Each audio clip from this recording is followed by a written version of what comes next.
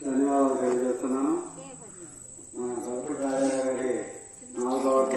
సందర్భంగా ఈరోజు జరుగుతుంది. పార్టీ కానీ తన కుటుంబానికి కానీ కేవలం లోటైనప్పుడు కూడా తను నమ్మినటువంటి సిద్ధాంతం కోసం తన చివరి శ్వాస విద్య వరకు కూడా సిపిఎం పార్టీ అభివృద్ధి కోసం పనిచేయడం జరిగింది.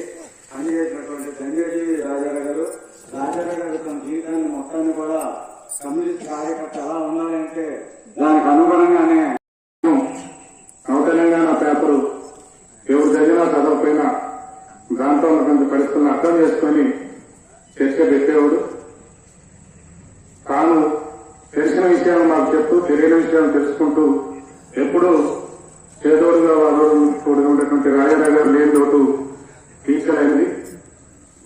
అయితే రాజారావు గారు వయసులో సిపిఎం పార్టీతో చేసినటువంటి పరిస్థితి, ఈ రోజు ఉన్నటువంటి ఎర్రజెండా పరిస్థితి చాలా వ్యత్యాసం ఉంది. ఆ రోజున ఎర్రజెండా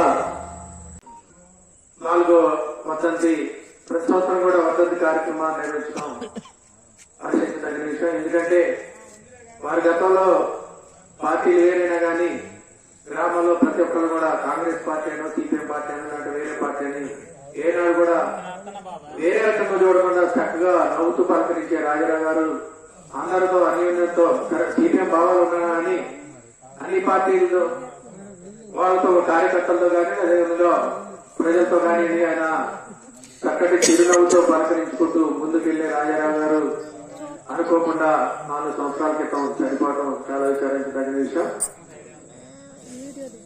దాని సందర్భంగా ప్రతి సంవత్సరం కూడా ఈ కార్యక్రమాన్ని నిర్వహించడం కూడా చాలా మంచి సాంప్రదాయం అని చెప్పేసి నేను ఆలోచన చేస్తా ఉన్నాను. సిపిఎం పార్టీ ప్రజా సమస్యల మీద